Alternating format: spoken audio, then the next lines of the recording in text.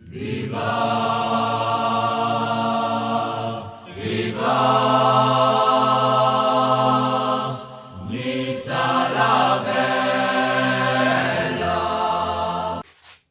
bonjour Nissart, on se retrouve pour le débrief de ce Nice-Dijon. Et ouais, et sur le débrief, effectivement, tchia mon chien, Loukan et Zaki. Loukan, il fait le débrief.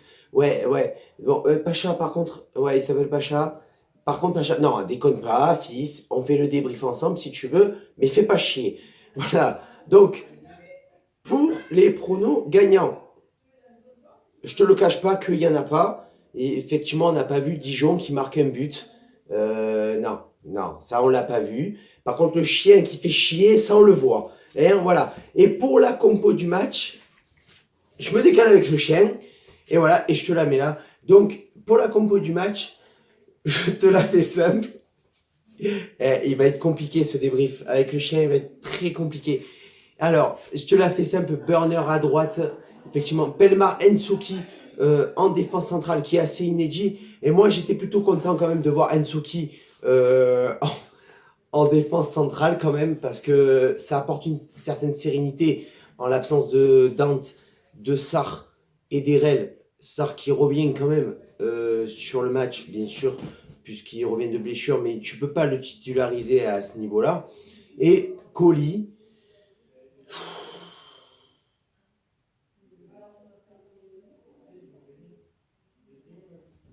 Voilà, j'en dis pas plus. Ensuite, Cyprien, Lusamba Fada, et Pierre Lesmelou, Cyprien en sentinelle, toujours numéro 6. Lusamba, je comprends pas en fait. Ouais, parce qu'en fait, alors je t'explique, j'ai l'écharpe, pourquoi? Parce que je suis à la montagne et qu'il fait froid, Fada. Alors là, je me pèle le cul pour toi, mais il fait froid là où je suis. Voilà. Et en attaque, Ouna sur le côté droit, Attal sur le côté gauche et Dolberg en pointe. Voilà, je trouve que c'était quand même une bonne composition de Patrick Vieira. Moi, elle m'a plu cette composition. Est-ce qu'on aurait pu faire mieux? Oui. Lusamba en moins, tu mets Tamézé à la place. Sur le côté gauche, tu mets Pelmar à la limite. Bon, Gauthier Loris était blessé, Sarr, il revenait de blessure. Bon, je trouve que c'était une bonne composition de la part de Patrick Vieira. Merci Pacha. Voilà. Et du coup, on attaque le débrief de ce match. Voilà. Le débrief de ce match. Un match un peu sans rythme, je trouve, dans les 15 premières minutes. Un Dijon qui nous empêche de faire circuler le ballon. Un Dijon qui nous empêche de développer notre jeu. Dijon qui est bien regroupé dans ce match. T'es fatigué? Ouais. Qui est bien regroupé dans ce match, qui élève un peu son niveau de jeu. Dijon, dans les 15 premières minutes, ils évoluent assez haut quand même pour nous contrer les occasions. Du coup, on a du mal à avancer dans ce match. On domine, mais c'est compliqué. D'ailleurs, je viens de voir que la caméra n'est pas droite. C'est pas grave, on s'en bat les couilles. On est à la campagne, c'est pas grave. Et après le quart d'heure de jeu, les menaces niçoises sont de plus en plus présentes. Dolberg, Attal qui suit la défense, Eto'o aboie un peu et la défense a du mal à sortir. La défense dijonnaise a du mal à sortir les attaques niçoises. Le jeu reste stérile quand même. On s'applique pas énormément. On s'applique. Qu'est-ce que t'en penses? Qu'est-ce que t'en penses toi? On s'applique ou on s'applique pas? On s'applique pas. Bon, alors, on s'applique pas vraiment dans ce match. Vraiment. Et à la 22e minute, Tavares qui ouvre le score. Ballon qui passe par-dessus la défense. Et sans couverture, clairement, de la défense niçoise. Tavares, il est tout seul. Il prend, il frappe. Et ça fait but. Ça fait but. Basta. Ça fait but. Et ça fait 1-0 pour Dijon. Ça fait 1-0 pour Dijon. Nice essaye de réagir. Et c'est à la 29e minute, sur un ballon de Cyprien, qui est remisé sur Ounas, qui balance sur Dolberg, qui fait un piqué, qui lobe le gardien. Et ça fait un partout, papa, pour l'OGC Nice, Fada. Oui, on égalise. Oui, on égalise. Oui, on égalise. Oui, on égalise.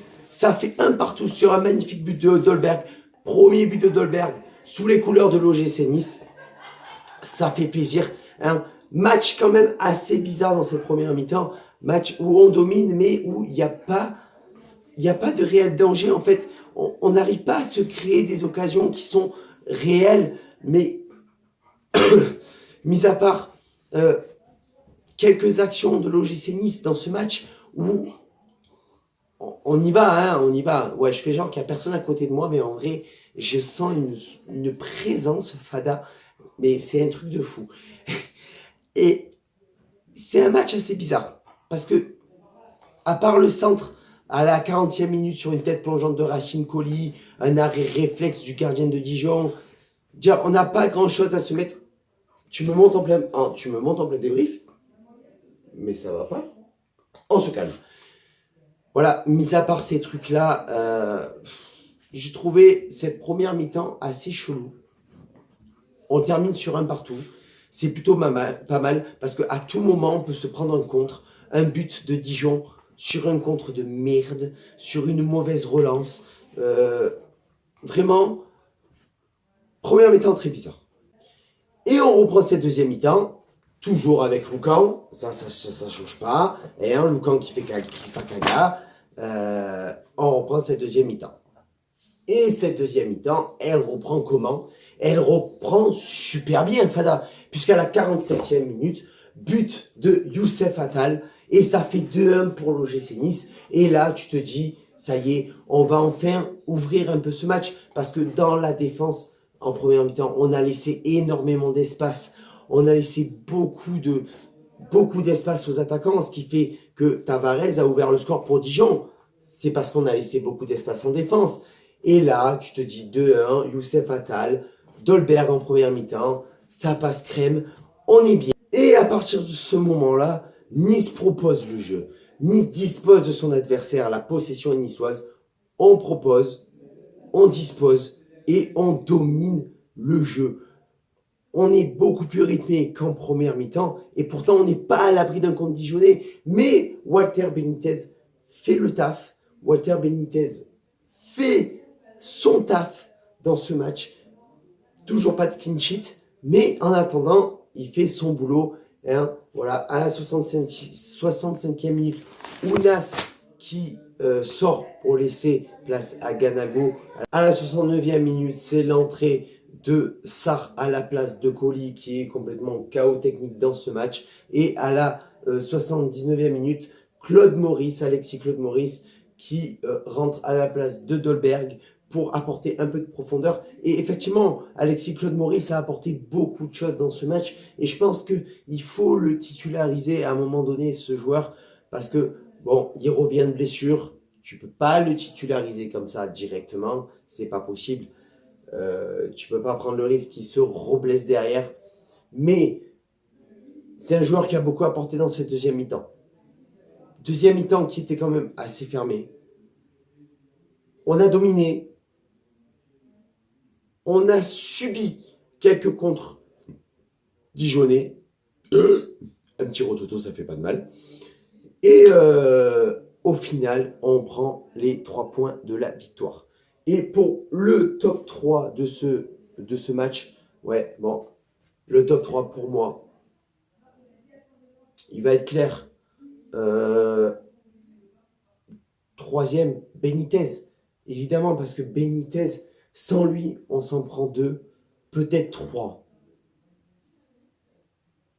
On s'en prend 2, peut-être 3. Deuxième, Dolberg. Dolberg, pour moi, deuxième place d'encouragement, parce qu'il marque. Deuxième titularisation, il marque son but. Son but est propre, il est clair, il est net. Et numéro 1, Youssef Attal, qui nous offre la victoire, qui n'a pas été dans son couloir de prédilection. Et il a fait le taf. Il a marqué son but. Et ça fait plaisir. Voilà. Du coup, on se retrouve deuxième de ce classement. Derrière le PSG qui n'a pas joué, qui va jouer contre Lyon. J'espère que ça va nous arranger. Hein. Et sur ce, ciao viva, la baillette. Et un dernier mot pour Loukan.